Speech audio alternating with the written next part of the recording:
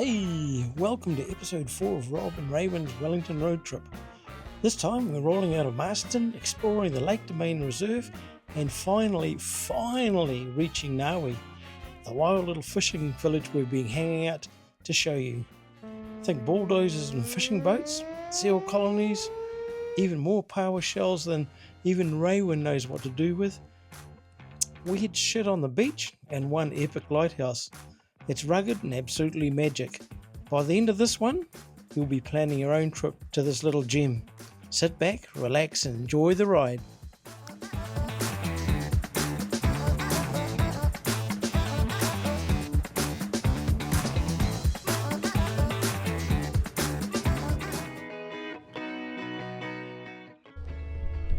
Wow, how's this for a spot? It's Lake Domain Reserve, not far from Featherston. It's a pretty good spot, as long as the wind doesn't blow. It's yet another spot that I thought we'd explore, but we arrived here and we've been here before.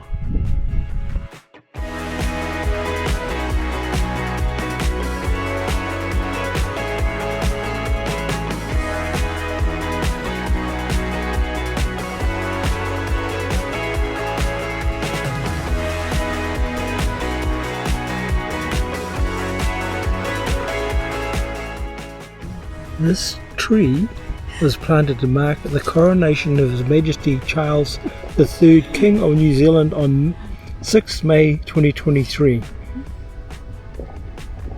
Where's the tree? No. It was stolen. Maybe it was that tree.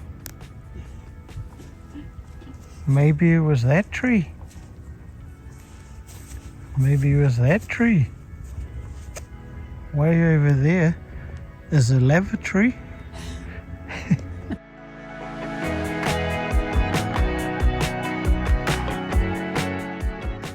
Oh, it's a very cold, bleak day today at Lake Domain. We're just going to pack up and head for Featherston, get a few supplies, and then we're going to Ngawi. And I'm looking forward to going there.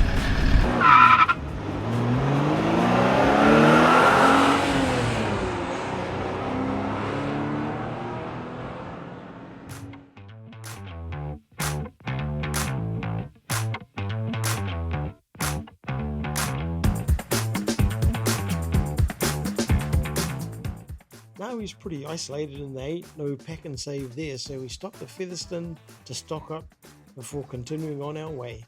Featherston is known as New Zealand's only book town, probably because of the number of stores selling second-hand books.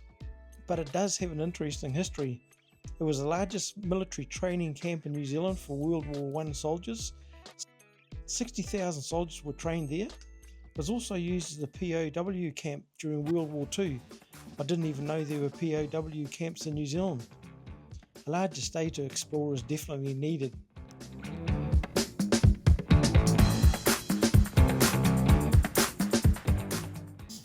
We usually stay at the Putangarua Pinnacles dock camp near Ngawi, but decided to try the Ngawi Freedom camping area. But we did drive into the dock camp to check it out. I misjudged the turnaround, way too tight, and had to back out. The Pinnacles walk from the dock camp is pretty cool, but it is closed now due to the storm damage. But we have done it in the past.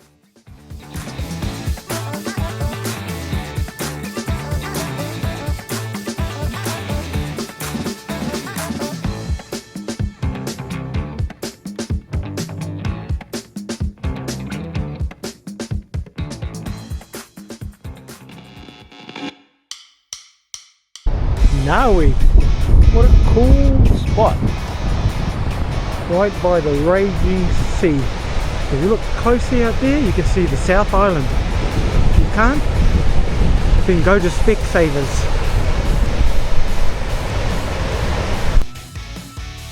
Look at us bloody, so cold. Such a cool spot.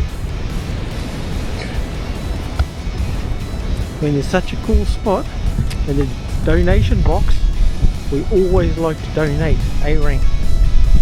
Donate. Here we go.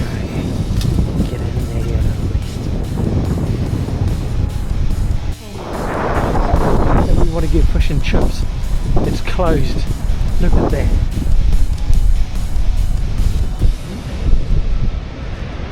Ngawi Freedom Camp has got everything. Rubbish, recycling, toilets. What more could you ask for? Ooh, look at the sun. They have got a dump station at Ngawi Freedom Camp, but it's only for emergencies. There's another one shut.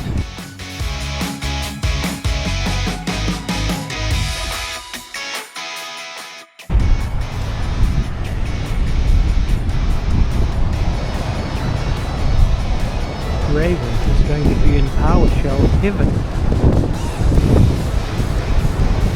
Look, although there's so many PowerShells here, I'd like you to limit your collection to the big ones only, alright? Here we have one. Ngawi fishing village is famous for these big boats that they launch straight out into the Cook Strait. These big bulldozers. Look at the size of them. Hopefully we'll see some of them being launched over the few days that we're here.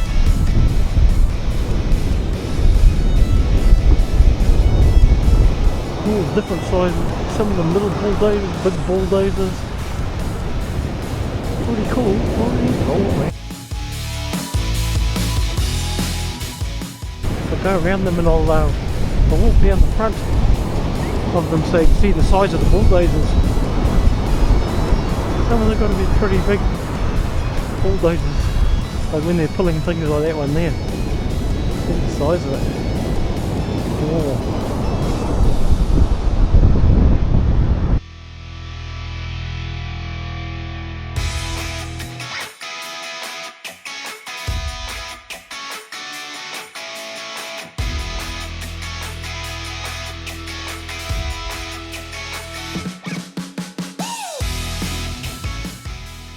That's what you call a drawbar.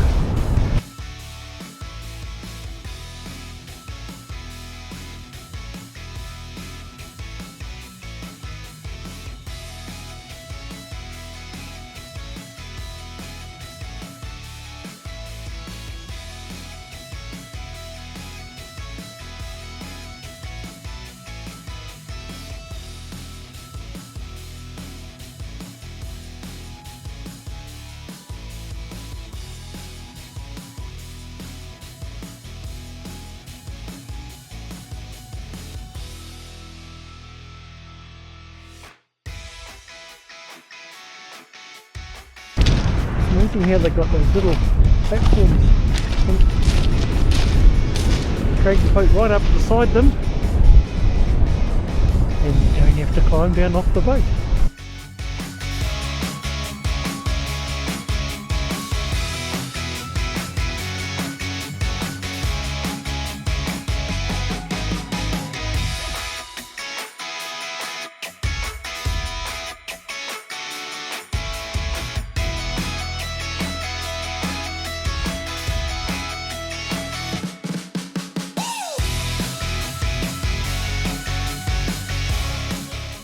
While you're at Ngawi, a visit to the Cape Palace, a lighthouse and the seal colony is a must.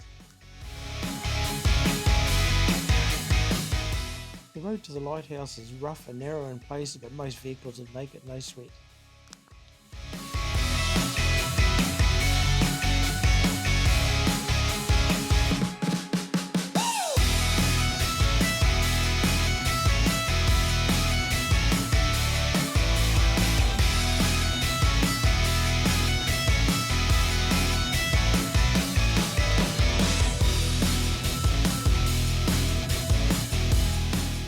I'll be climbing those stairs and it should take me 2 hours and 13 minutes.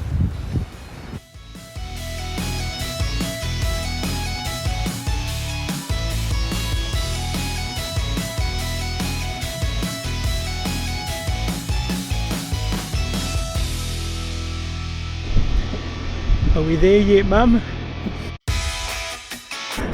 I think this platform must be for old people to rest. Geez, Steve-o, I don't know how you do it.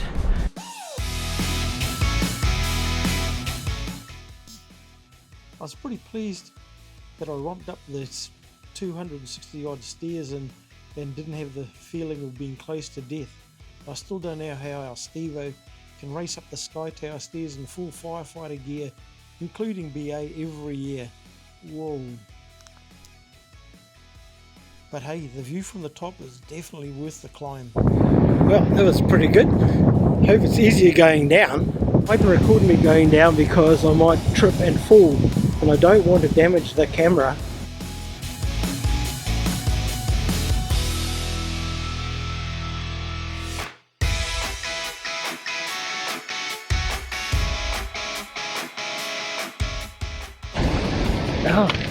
Any power shells down here? We've been to the seal colony several times, and it seems every time we go there the seal population has increased. The first time we were there we walked down to the beach and watched the pups play, but now you're pretty limited because all the tracks are covered with seals. There's so many of them and you can't walk down to actually see the pups. By the way, I keep my distance from the seals. Phones nowadays have very good zooms, and I didn't want to make the seals angry.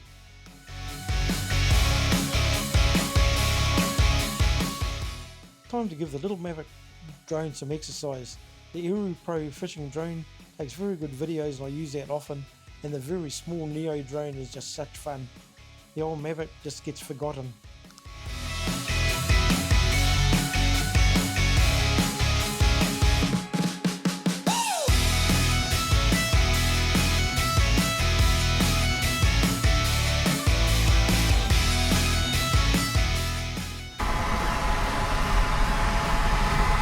Look at that big mixture from there to there.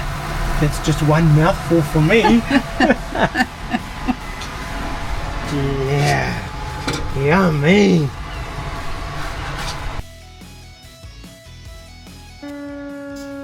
Whoa, this is a bit scary.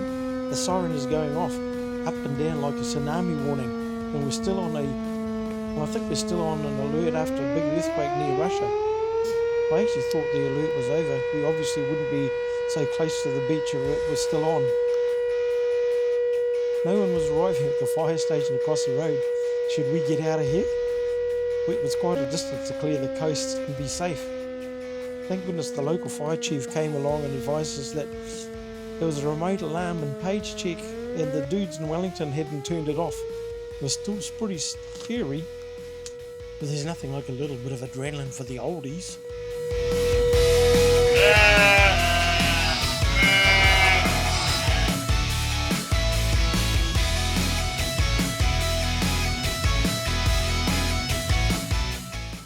Now, which video will be better?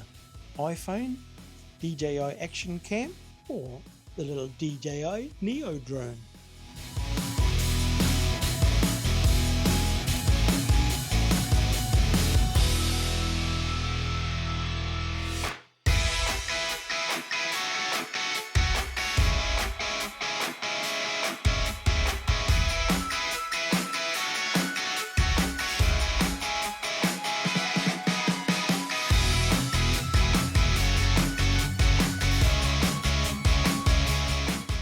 You just gotta love the little DJI Neo drone.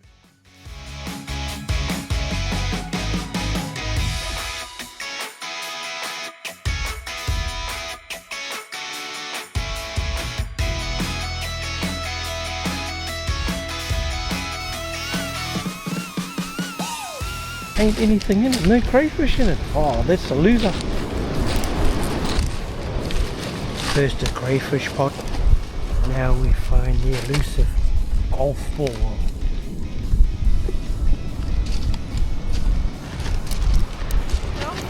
Four!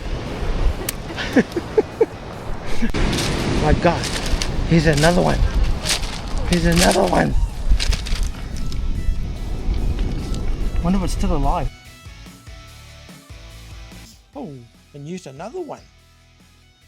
Ah, that's why there's so many golf balls on the beach. There's a little golf course running right along the beach.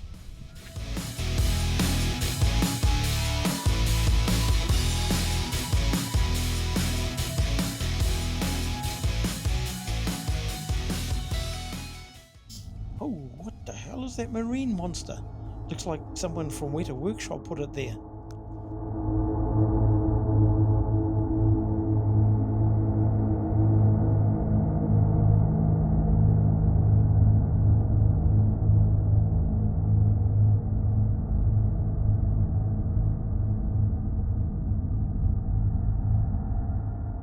According to a marine scientist from Otago University, or Dion, it could be the remains of a skatefish, which is a cartilaginous stingray.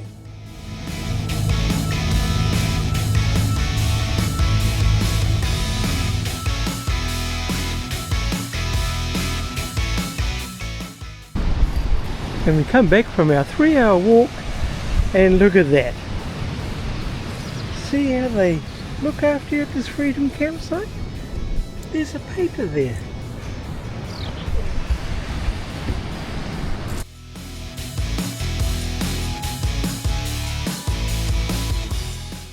We had a long kōrero with this awesome guy, and he gave us 2 huge paua. So Raewyn gave him 2 big ass pikelets.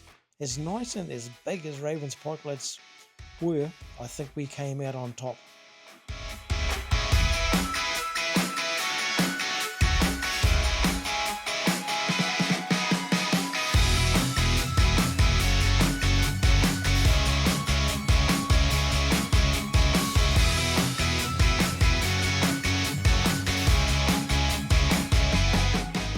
Well, again, this video is dragging on. We'll leave it there and catch you in our final episode, where we stay at Kaitoki Regional Park, and that place is worth a return visit. Then it's on to Wellington for a family get-together at our granddaughter Kirsten's 21st. We have different country accent lessons from Manera, and we're entertained by Bena.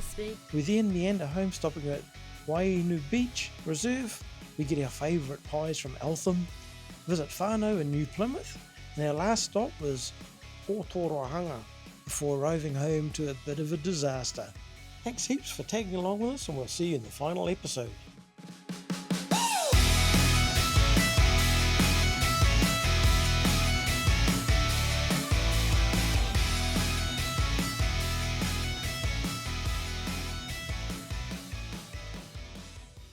Hey, don't forget to give us a thumbs up, man. It's real easy.